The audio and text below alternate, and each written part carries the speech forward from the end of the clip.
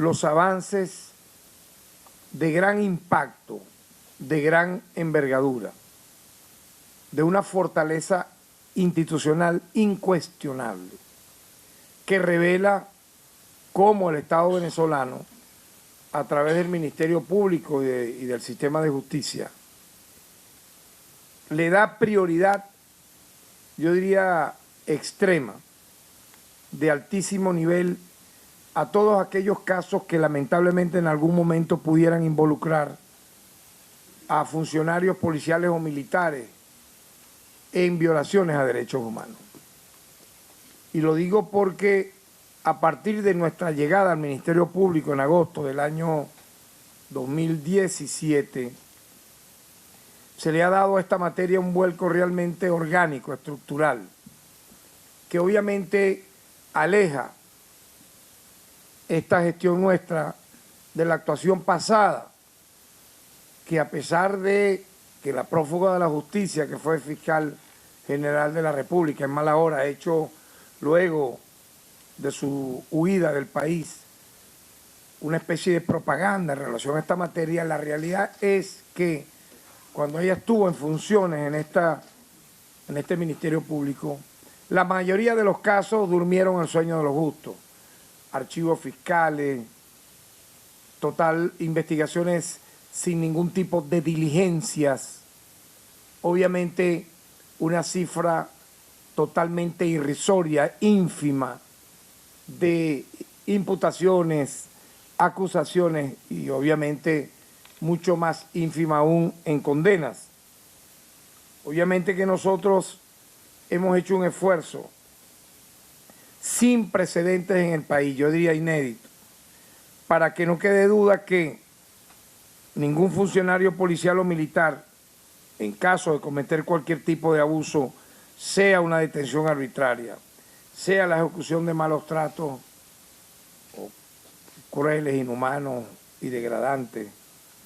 o en los casos más graves, que son violaciones al derecho a la vida, este Ministerio Público está decidido, como en efecto lo ha demostrado, en actuar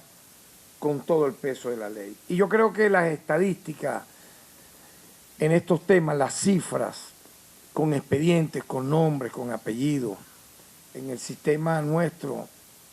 digitalizado de actualización, de seguimiento de casos, habla por sí solo. Para que ustedes tengan una idea, durante lo que va de 2022, que todavía no ha culminado este año, nosotros hemos imputado como Ministerio Público a 533 funcionarios y 20 colaboradores particulares de estos funcionarios que obviamente son cómplices necesarios, utilizados por ellos para la comisión de estos hechos graves. Esta es la cifra más alta desde el año 2017, si la comparamos referencialmente año a año, es decir, es la más alta comparada con el 2017, 2018, 2019, 2020, 2021. Supera con creces, incluso duplica a varios de estos años. Por ejemplo, yo quiero recordar que el año pasado, en el año 2021, nosotros imputamos a 233 agentes del Estado venezolano vinculados a violaciones a derechos humanos. Este año, repito, entonces sería el doble. 533 funcionarios más 20 colaboradores, da una cifra de 555 personas imputadas por violaciones a derechos humanos. Obviamente que la cifra habla por sí misma del esfuerzo, de la dedicación exhaustiva por parte del Ministerio Público, por parte de los órganos auxiliares de justicia, de los tribunales penales, para castigar estos lamentables hechos. Quiero igualmente globalizar una cifra que también pudiera darnos la idea de este trabajo, que sería la que hemos hecho desde nuestra llegada al Ministerio Público hasta la fecha.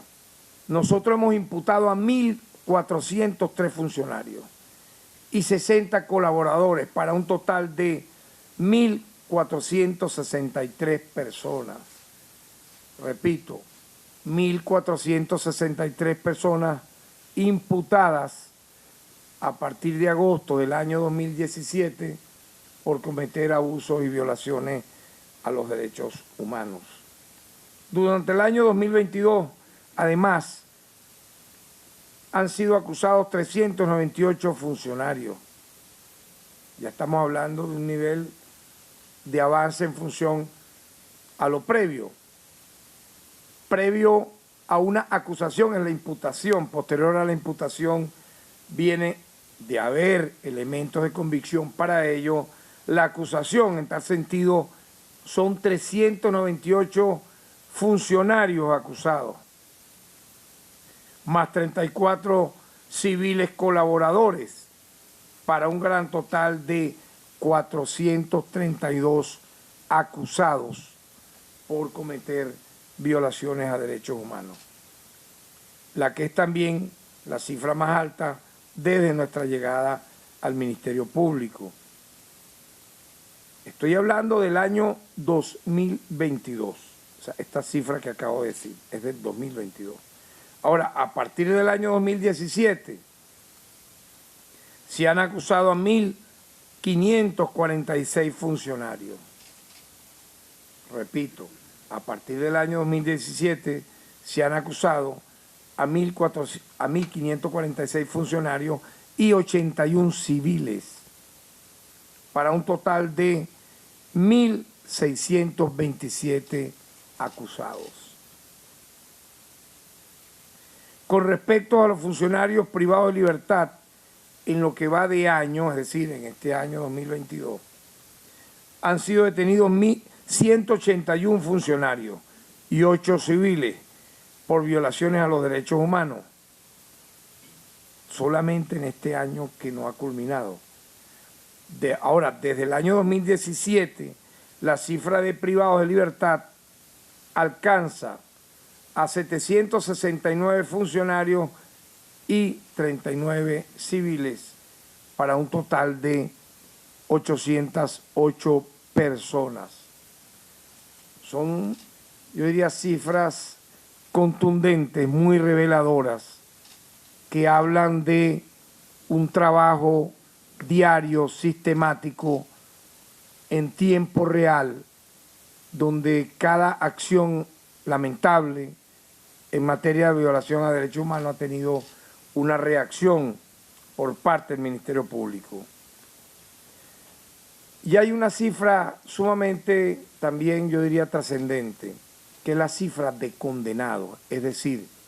personas que tienen, agentes del Estado que tienen sentencias definitivamente firmes. Esto no tenía precedentes en el pasado. Hemos logrado, voy a hablar de este año, condenas contra 64 funcionarios y 19 civiles, para un total de 83. Pero, globalizando a partir del año 2017 a la fecha, hemos alcanzado un total de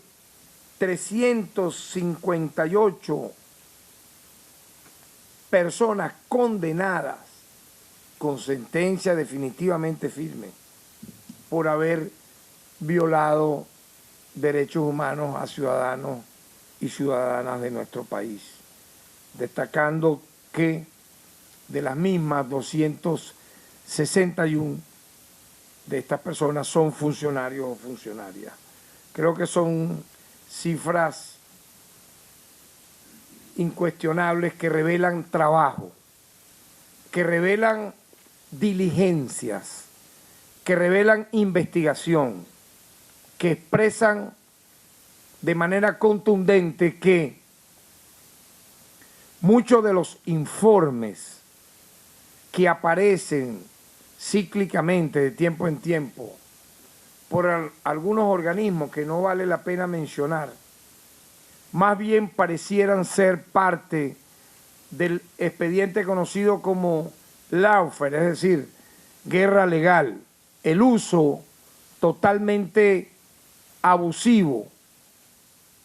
el uso totalmente antiético, indecoroso de la ley para judicializar autoridades de estados que le resultan incómodos a algunos centros de poder mundial. Entonces, creo como activista histórico que soy, a mucha honra en materia de derechos humanos, desde el año 1977 que ingresé a un comité de defensa de los derechos humanos en la ciudad del Tigre, siendo dirigente estudiantil, y luego ser, como ustedes conocen, miembro de ONGs como la Comisión Justicia y Paz de Petare, donde llegué a ser su consultor jurídico, o asesor del antiguo Congreso de la República, como abogado de la Comisión de Derechos Humanos y posteriormente presidente de la Comisión de Derechos Humanos de la Asamblea Constituyente. Es decir, tenemos una historia comprobada por la vía de los hechos, no solamente en lo académico, con estudios en esta materia en la Universidad Central de Venezuela, y como víctima también de violaciones a derechos humanos que fuimos en la Cuarta República, inclusive durante el golpe de Estado contra Hugo Chávez el 11 de abril del año 2002. Tenemos autoridad moral para decir aquí en esta tribuna ese uso antiético, indecoroso, conocido como el lawfare, guerra legal, para, utilizando el tema de los derechos humanos a través de organismos transnacionales, hacerle un expediente a nuestro país, autoridades del Estado, diciendo cosas que son falsas totalmente. Por ejemplo, de que no hay actuación, de que hay inacción, cuando existen presuntos abusos o violaciones a derechos humanos. Estas cifras desmontan claramente esa mentira, esa falsedad, esa infamia, porque están las puertas abiertas de este Ministerio Público para que revisen los expedientes que van más allá de la cifra, que tienen nombre, que tienen apellido, que tienen cédula de identidad y que expresan trabajo sistemático, trabajo, yo diría, de altísimo nivel, muchas veces incluso coordinado, como corresponde a principios constitucionales de cooperación entre poderes públicos, con el Poder Legislativo, con el Poder Judicial, con el Poder Ejecutivo, para lograr estos resultados. Y quisiera inclusive mencionar, por ejemplo, actuación de este Ministerio Público en algunos casos que han sido muy sonados, muy emblemáticos. Por ejemplo, el caso de David Vallenilla, lamentablemente asesinado. Por el homicidio de David Vallenilla ocurrido durante una protesta frente a la base aérea Generalísimo Francisco de Miranda, el 22 de junio del año 2017, en el marco de las llamadas guarimbas, pero que, para mi opinión, terminaron siendo embriones de una guerra civil para derrocar un gobierno legítimamente constituido. Los autores de este lamentable hecho fueron condenados en octubre del año 2021 por este lamentable crimen. En este sentido, el funcionario de la aviación, Arley Méndez, fue condenado a 23 años de prisión por los delitos de homicidio calificado con alevosía y por motivos fútiles y uso indebido de arma orgánica. Independientemente que pudiera presumirse que el joven David Vallenilla pudo o intentó haber lanzado un artefacto, una bomba incendiaria, se decía. La manera de haber neutralizado ese ataque nunca debió haber sido disparar a quemarropa una escopeta que contenía obviamente un material balístico que le ocasionó la muerte. Esa no es la manera. ¿Por qué? Porque ahí se violó de manera flagrante el principio de uso progresivo de la fuerza. Entonces hubo más bien un uso desproporcionado de la fuerza para, lamentablemente, entre comillas, neutralizar ese ataque, ocasionando la muerte de este joven, y por tal motivo entonces Arly Méndez fue condenado a 23 años de prisión. El caso de Leonardo González ocurrió el 4 de noviembre del año 2021. Fueron condenados a cumplir la pena de 28 años y 7 meses de prisión 4 exfuncionarios de la Policía Municipal de Naguanagua y 2 exfuncionarios de la Policía del Estado Carabobo por haber causado la muerte de Leonardo González en el municipio de Naguanagua del Estado Carabobo en el marco de una protesta ocurrida también el 27 de julio del año 2017. El caso de Daniel Kellis, el 20 de octubre del año 2021, fueron condenados a una pena de 26 años y 3 meses de prisión 2 funcionarios de la Policía del Estado Carabobo por la muerte de Daniel Kellis Araca, de 20 años, quien falleció por un disparo durante una manifestación en el año 2017. El caso de Fernando Albán, exconcejal, falleció el 8 de octubre del año 2018. Fueron condenados el 3 de diciembre pasado 2 funcionarios del SEBIN por los delitos de homicidio culposo, quebrantamiento de las obligaciones de custodia, agavillamiento y favorecimiento de fuga agravada. Dicho funcionario, hay que recordar, dentro de lo que implica las garantías procesales que establece el Estado venezolano, que en materia penal es un Estado garantista, y la admisión de los hechos y la delación obviamente es una garantía procesal. Dichos funcionarios admitieron los hechos y recibieron, por ese motivo de admisión de los hechos, una rebaja de la pena a cumplir 5 años y 10 meses de prisión. El caso de Rufo Chacón en su momento fue emblemático. Yo quisiera referencialmente compararlo con sucesos similares ocurridos en Chile y en Colombia durante los gobiernos de Sebastián Piñera y Duque, donde de manera indiscriminada, casi en Chile, aproximadamente 500 manifestantes fueron cegadas sus vistas,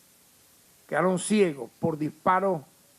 próximo contacto de escopetas con perdigones que los dejaron prácticamente sin vista. Nunca yo escuché, ni conocí, ni vi un fiscal general de esa nación, o en Colombia, donde ocurrió cifras de centenares de jóvenes a quienes se les disparó para dejarlos ciegos de manera premeditada, obviamente. No se conoció de condenas o de castigos, como por ejemplo sí ocurrió en el caso de Rufo Chacón en Venezuela. El 4 de octubre del año 2021 fueron condenados 2 exfuncionarios de la Policía del Estado Táchira por los delitos de homicidio calificado con alevosía y por motivo innoble en grado de frustración, trato cruel y uso indebido de arma orgánica por haber causado heridas en el rostro y pérdida de la visión al adolescente Rufo Chacón. La pena, vean ustedes, se le impuso una pena de 27 años y 9 meses, casi 28 años, al autor material del hecho y a su cooperador inmediato 21 años y 5 meses. Caso César Pereira, el 4 de mayo del año 2021, se logró una condena de 25 años y 8 meses de prisión contra un funcionario de la Policía del Estado Anzoátegui, responsable del homicidio del joven César Pereira, ocurría en Lechería, estado Anzoátegui, el 27 de mayo del año 2017, en el marco también de las protestas violentas que ocurrieron en el municipio de Urbaneja, que fue uno de los focos más terribles y violentos de los llamados guarimberos, que ocasionaron daños no solo a la propiedad, sino también víctimas fatales. Debo recordar que quienes encapuchados usaron armas no convencionales en Lechería llegaron a herir y a matar incluso a un motorizado solo por tener un casco y una franela roja. Dijeron que era, entre comillas, de un colectivo y lo mataron y lo quemaron vivo en Lechería. Estos llamados guarimberos, en el medio de esas escenas lamentables que paralizó ese pequeño municipio durante casi 4 meses, ocurrió el lamentable hecho del homicidio de César Pereira, y allí a un funcionario de la policía del estado Anzoátegui se le acusó por los delitos de homicidio calificado perpetrado con alevosía y por motivos fútiles e innobles, uso indebido de arma orgánica y alteración de municiones. Por este lamentable hecho, repito, ocurrido el 27 de mayo del año 2017, donde se logró una condena de 25 años y 8 meses contra el funcionario de Polianzoátegui que le ocasionó la muerte a César Pereira. Igualmente recuerdo, y debo recordar acá, mencionar el caso de Juan Pablo Pernalete. En relación a este caso, ocurrido también en medio de las manifestaciones violentas del año 2017, el 8 de julio se consignó ante el Tribunal de la Causa escrito de acusación con 141 elementos de convicción en contra de los exfuncionarios Alejandro José Lorenzo Montero y José Alejandro Díaz Díaz por la comisión del delito de homicidio preterintencional en grado de complicidad correspectiva. Por lo tanto, estoy solamente mencionando un muy, pero muy apretado y breve, vamos a decir así, fotografía, digamos así, imágenes muy veloces de todas estas casi 400 condenas en casos que fueron en su momento muy utilizados por, vamos a decir así, grupos o personeros interesados en usar, repito, el tema de los derechos humanos para finalmente convertirlo en una guerra legal, en un lawfare para acusar, perseguir autoridades, en este caso del Estado venezolano, pero que nosotros con estas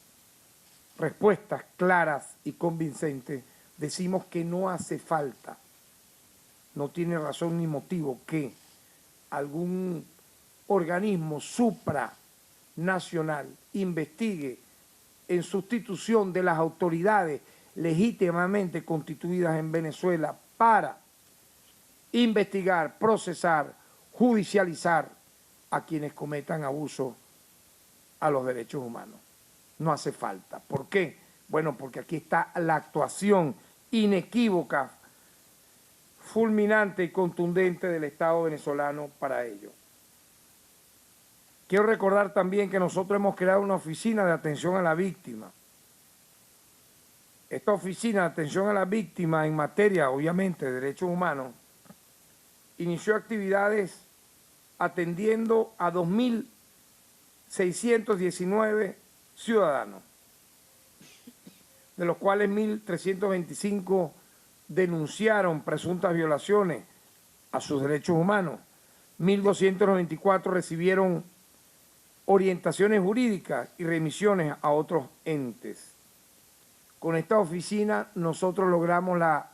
garantización o garantizamos que personas que necesiten denunciar, orientar sus denuncias por presuntas violaciones a sus derechos humanos reciban una atención no solamente legal, sino multidisciplinaria, que pudiera tener también el apoyo o asistencia médica, psicológica, tanto a las víctimas como a sus familiares. Por lo tanto, implicaría la recepción de la denuncia, el apoyo jurídico, la atención psicosocial y obviamente, de ser esta necesario, por urgencia,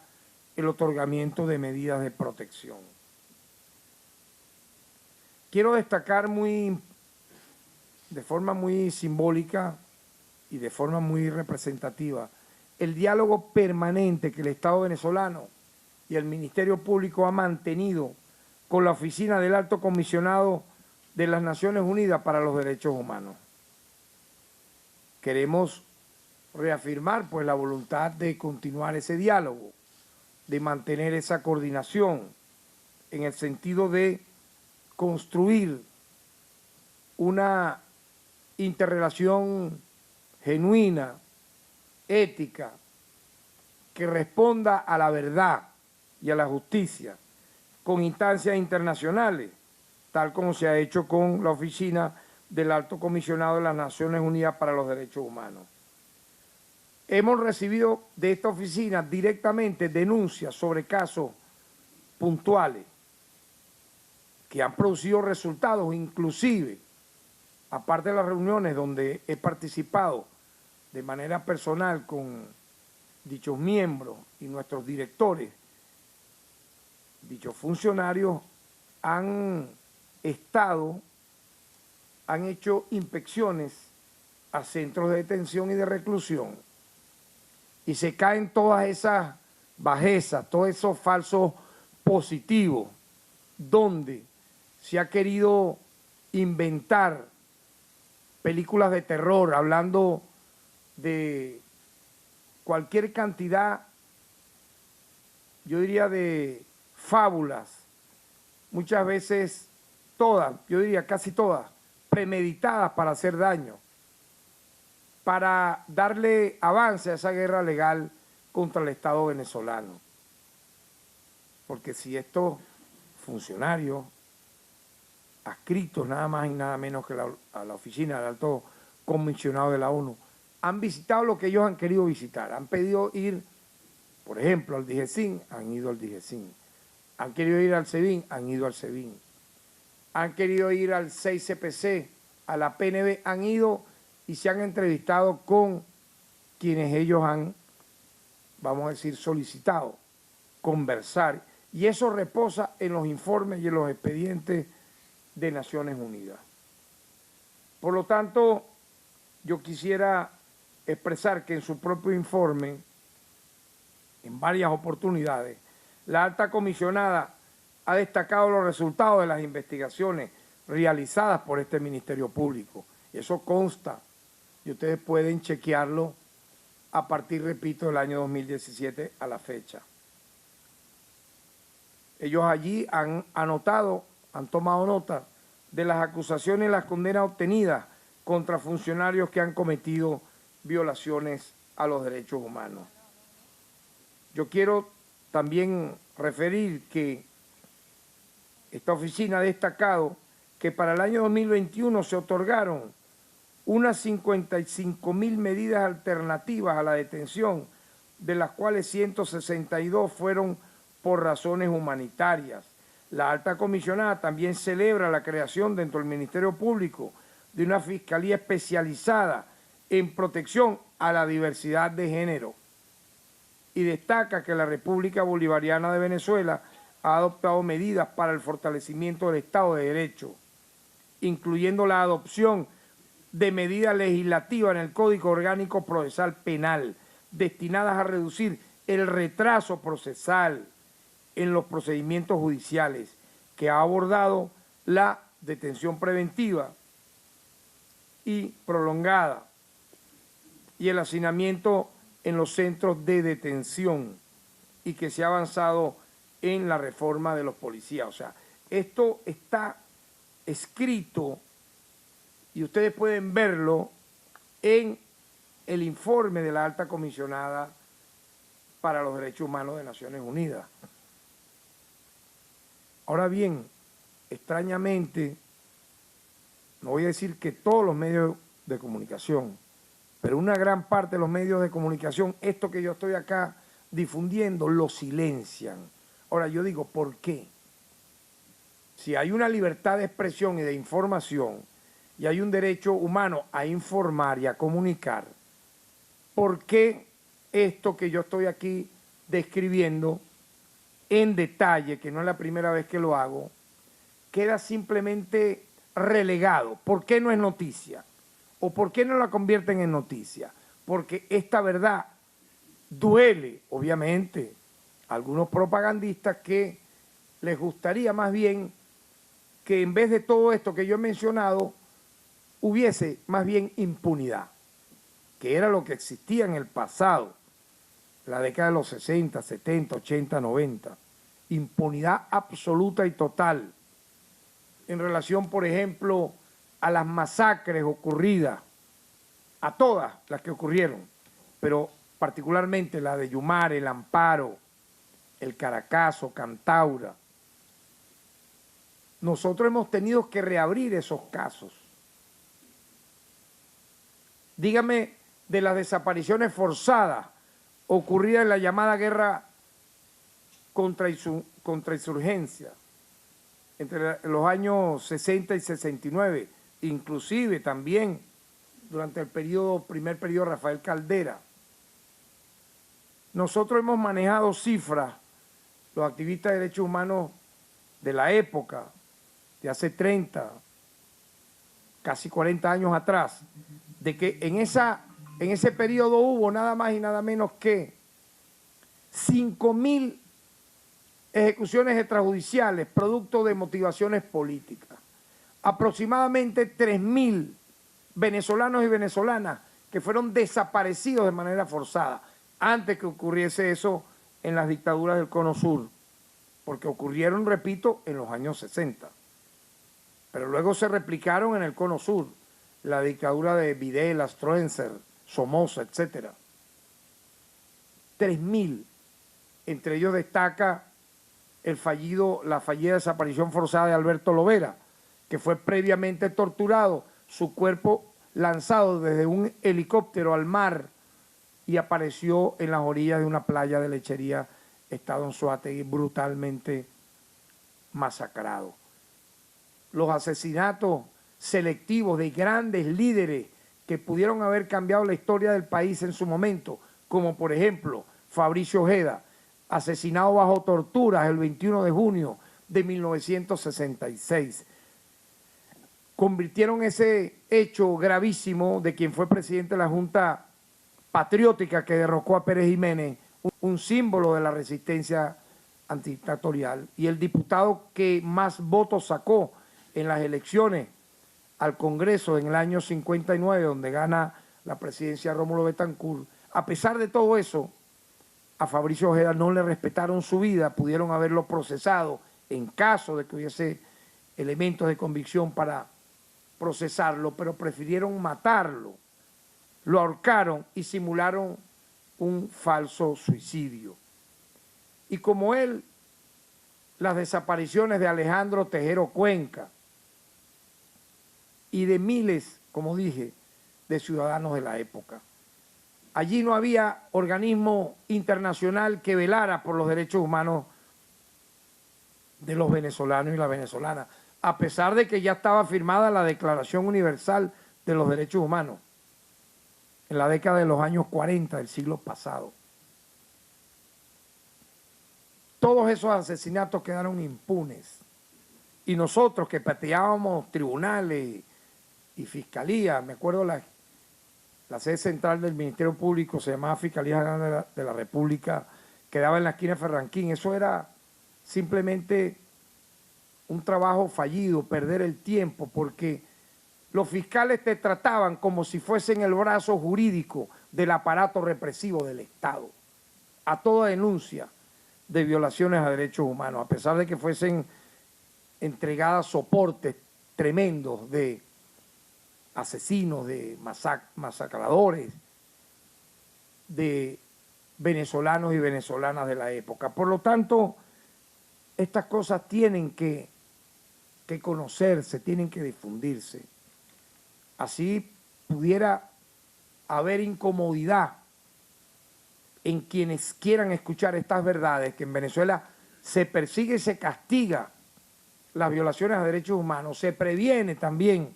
a través de cursos de formación, porque yo quiero destacar que el Ministerio Público, aparte de liderar la acción penal y de perseguir este tipo de atroces delitos, nosotros capacitamos a funcionarios policiales y militares en materia de derechos humanos. Y eso es algo que no tiene un periodo de tiempo, eso se hace de forma permanente. Tenemos una Escuela Nacional de Fiscales que le ha dado titularidad a nuestros fiscales. Y yo quiero destacarlo de manera importante. En nuestra gestión hemos realizado ya 2 concursos de credenciales y oposición para el ingreso a la carrera fiscal. El primero se le dio como nombre Plan Especial de Regularización Funcionarial de Fiscales Provisorios Activos del Ministerio Público y fue realizado en noviembre del año 2021. El segundo se denominó Séptimo Concurso de Credenciales y de Oposición para el ingreso a la carrera fiscal y fue realizado en abril del año 2022. Como resultado de estos concursos, se han obtenido la titularidad a su cargo de 52 fiscales y la cifra va en aumento. Se trata de un paso importante para garantizar la independencia de los fiscales del Ministerio Público y adicionalmente a ello está la formación. A través de nuestra Escuela Nacional de Fiscales hemos seguido desarrollando programas de formación en derechos humanos que han alcanzado un total, y esta cifra es bien relevante, de 104.748 personas formadas en materia de derechos humanos. Estos, vamos a decir, programas incluyen la cátedra en derechos humanos, cursos para funcionarios y funcionarias policiales y órganos de investigación, cursos para público en general, es decir, no solamente funcionarios, talleres para el personal del Ministerio Público, talleres para funcionarios y funcionarias policiales y policías de investigación y obviamente talleres para el público en general. En tal sentido, yo quiero ya como conclusión referir, como lo dije al inicio, que el Estado venezolano, el Ministerio Público particularmente, ha dado ejemplo no solo, yo diría, a nivel local, sino a nivel regional. Hemos sido un ejemplo en el hemisferio occidental de cómo un país, a través de sus instituciones, de manera objetiva, independiente e imparcial, puede investigar y sancionar a agentes del Estado que lamentablemente violen el Código de Conducta para funcionarios encargados de hacer cumplir la ley. Y en ello, repito, las estadísticas y las cifras no tienen lugar a duda. Yo felicito la actuación de nuestros fiscales, de nuestros abogados, de nuestros funcionarios, de nuestros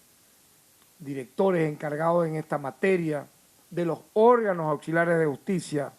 y de los tribunales que nos han acompañado en esta tarea como sistema de justicia para dar ejemplo en la región de cómo,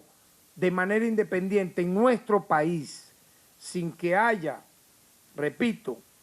el coloniaje jurídico transnacional, nosotros podemos hacer valer la Constitución y la ley. Por cierto, una Constitución modelo a través de su título 3, el título 3 que habla de los derechos humanos y garantías constitucionales, que contiene capítulos emblemáticos en materia de derechos civiles, políticos, económicos, sociales, culturales, ambientales e indígenas. Nada más y nada menos que 7 capítulos que te hablan de cómo debe defenderse y protegerse los derechos humanos, aparte de las disposiciones generales y obviamente aparte de todo lo que implica esa parte transversal que que va del preámbulo hasta el fin de nuestra Constitución, donde el tema central es el tema de los derechos humanos. Muchas gracias.